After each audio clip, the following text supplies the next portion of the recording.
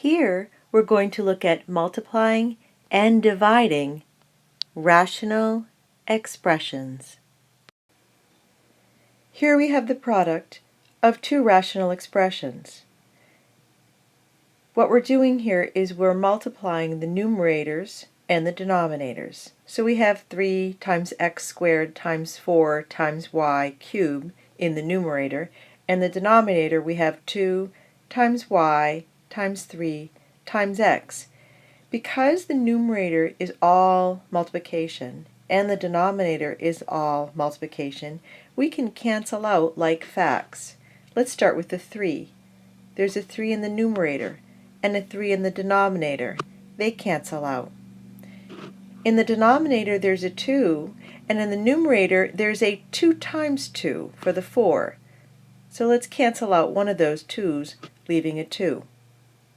In the denominator there's an x down here, and this x cancels out one of the x's in the numerator, leaving an x to the first. In the denominator there's also a y. This y cancels out one of the y's in the denominator, leaving a y squared. Let's work out our answer. What we have left then is an x to the first, so we write that just as x.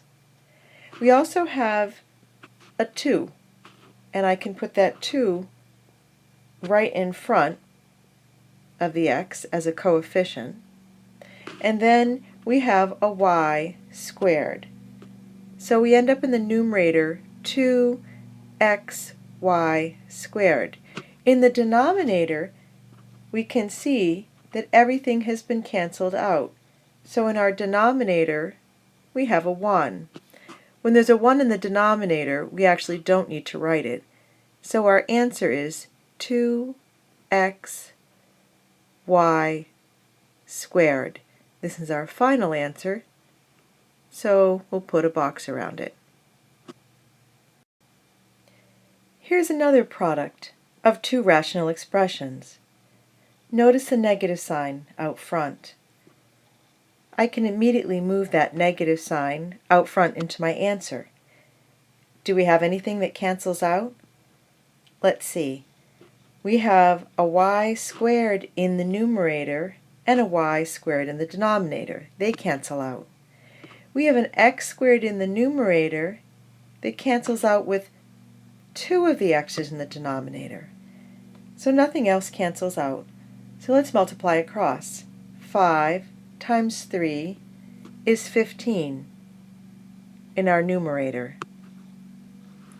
In the denominator, we have a 2, an x, and a 7. 2 times 7 is 14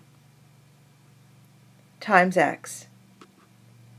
So this is a valid answer, but I wanted to show you there's actually more than one way to write the answer. I can have the negative sign out front. I can have the negative sign in the numerator, negative 15 over 4x. Or I can move the negative sign down to the denominator and have 15 over a negative 14x. All three of these are valid answers. The negative sign can be out front, it can be in the numerator, or in the denominator. We'll box one of these answers. They're all valid. In our first problem, we have to look for restrictions, and we have a 2y in the denominator and a 3x. So we know that y cannot equal 0, and also x cannot equal 0.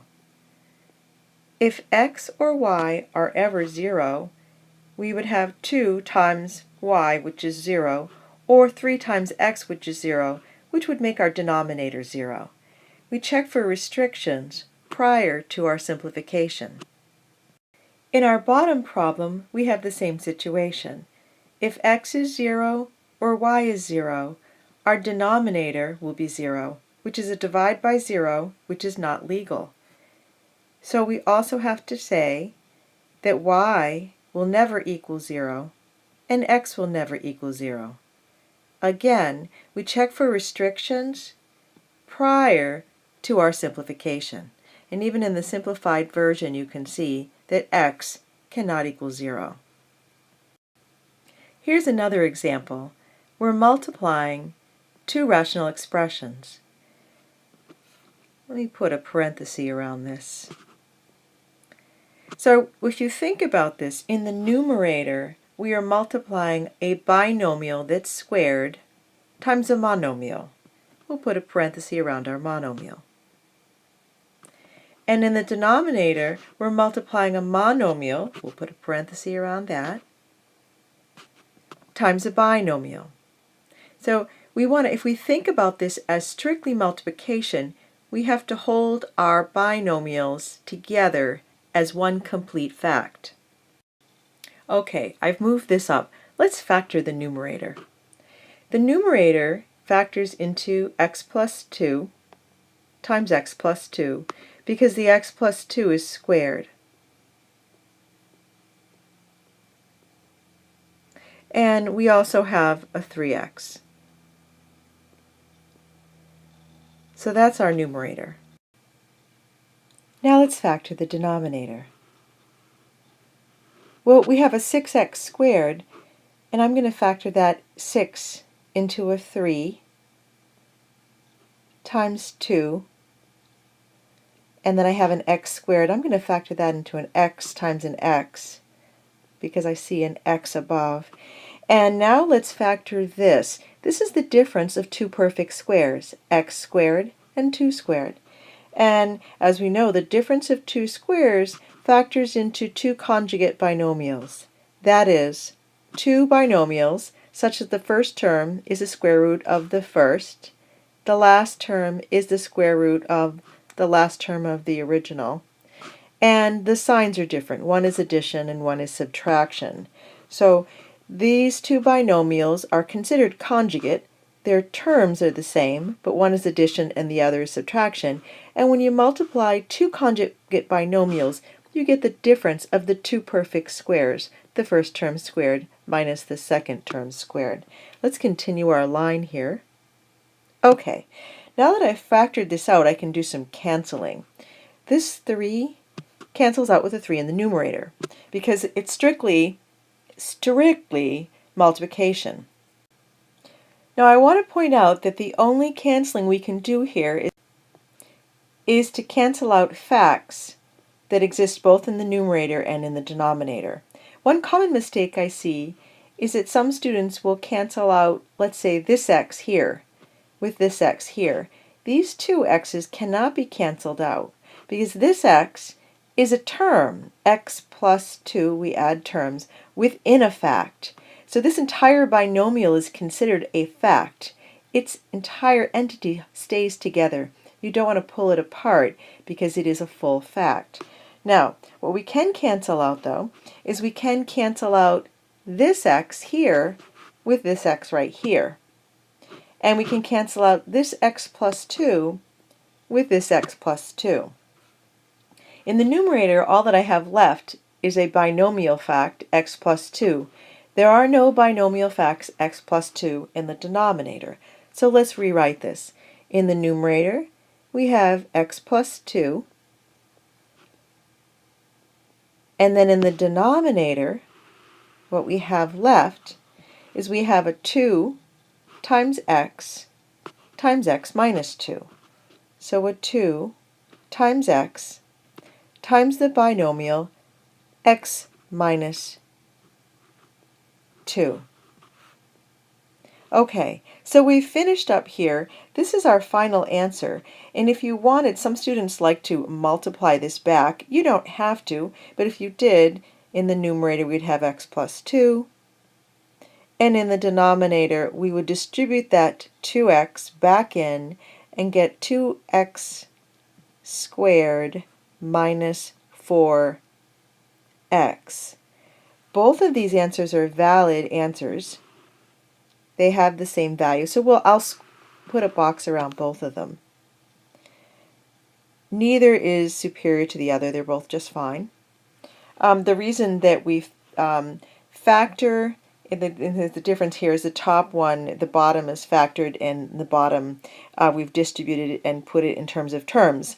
So in the bottom denominator, we have two terms, and in the top denominator, we have two facts, a monomial and a binomial. Both are valid answers.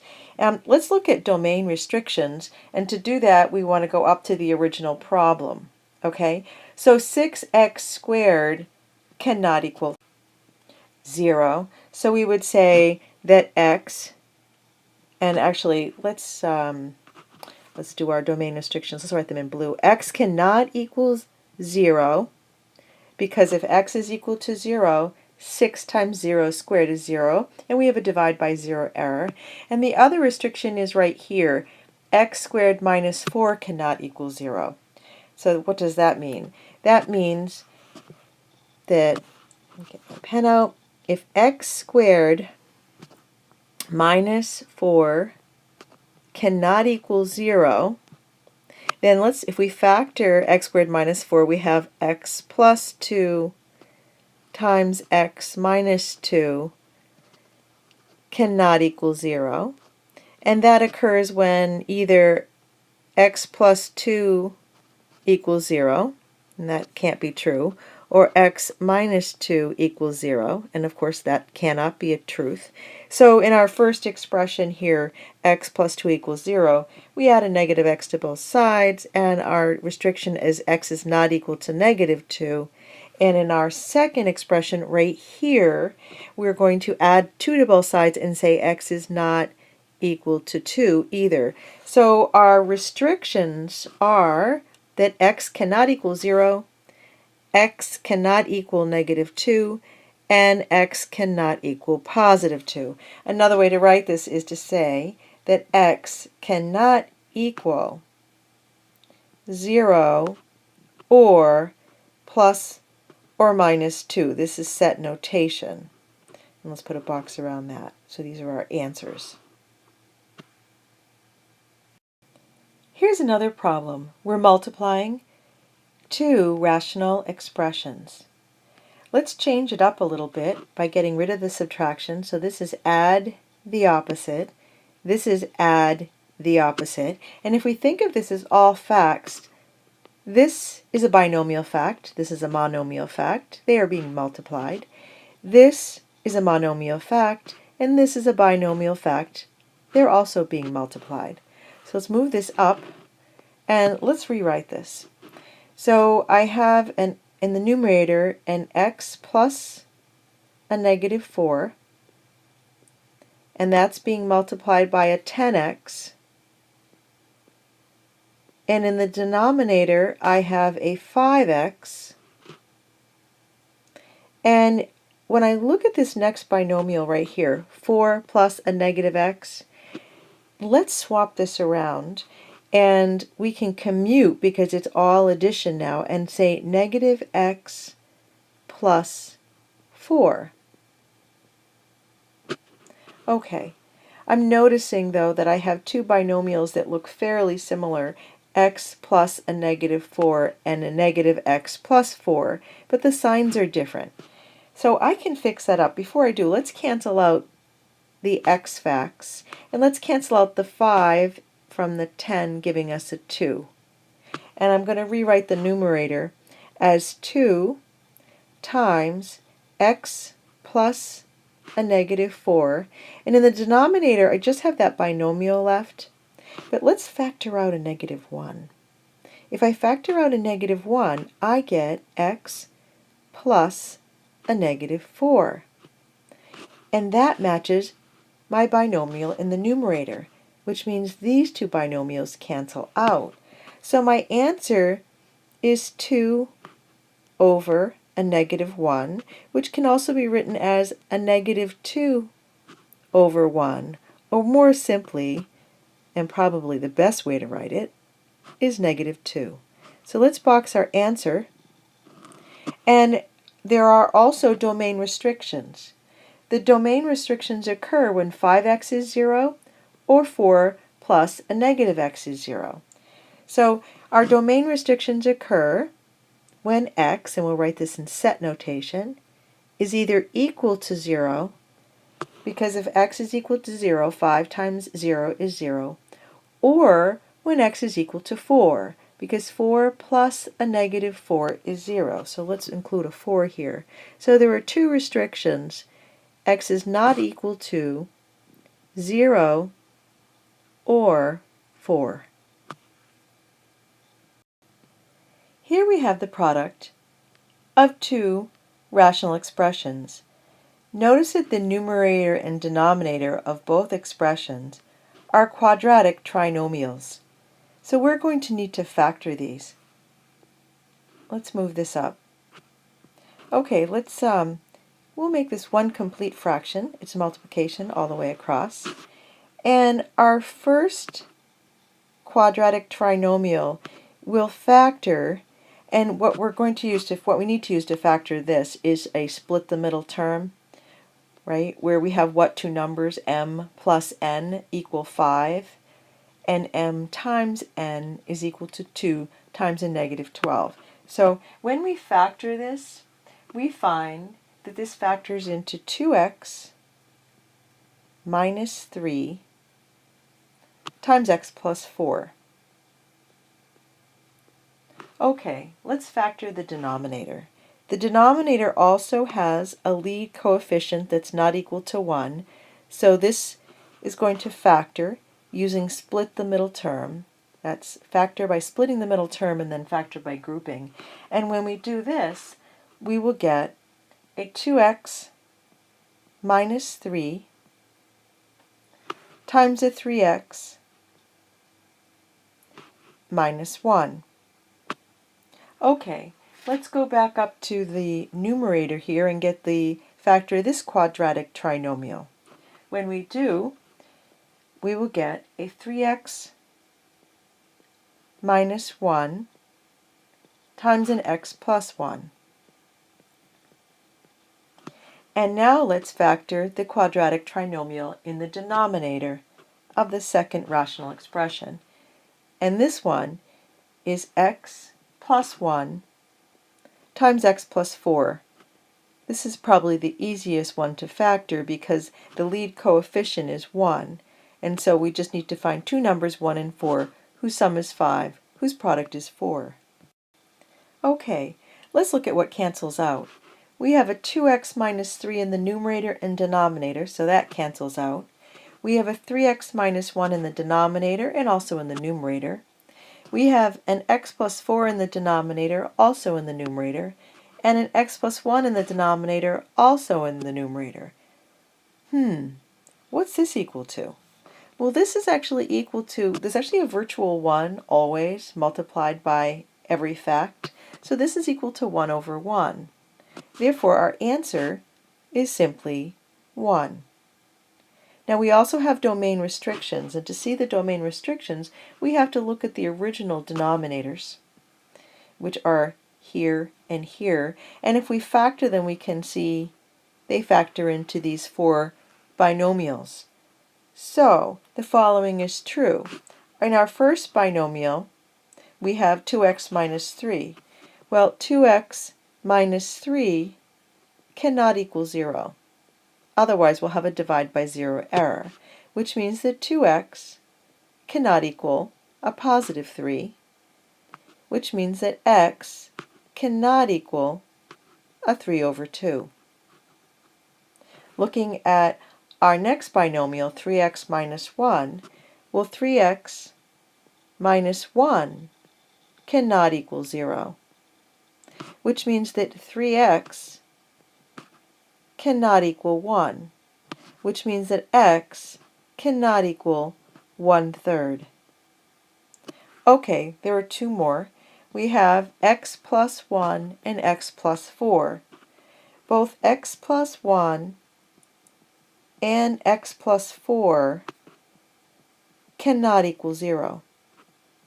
Solving for what x cannot equal, we have x cannot equal a negative 1, and x cannot equal a negative 4. So x can equal all values except for a negative 1, a negative 4, 3 over 2, or 1/3. So we would write this as x cannot equal, and we're going to write it in set notation.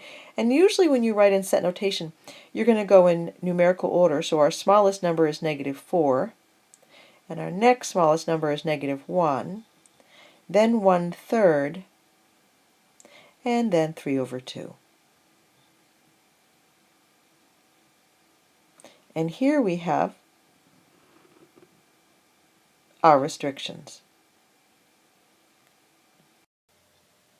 When dividing two rational expressions, we change our division to multiplication by the reciprocal. So that would mean we would start still with the 8x cubed over z, but instead of dividing, we multiply by the reciprocal or multiplicative inverse of the original function. That means the denominator 3 goes in the numerator, and the 5z cubed that's originally in the numerator goes to the denominator. Now, looking at this expression, I can see nothing that will cancel out. So let's go ahead and multiply things together. Let's move this up, and our multiplication up. Okay. So 8 times 3 is 24 times x cubed. And in the denominator, we have a coefficient of 5, and z to the first times z to the cubed is z to the fourth. We add exponents. So there's our final expression. The key here is when dividing rational expressions, change the division to multiplication and rewrite the second rational expression as its reciprocal.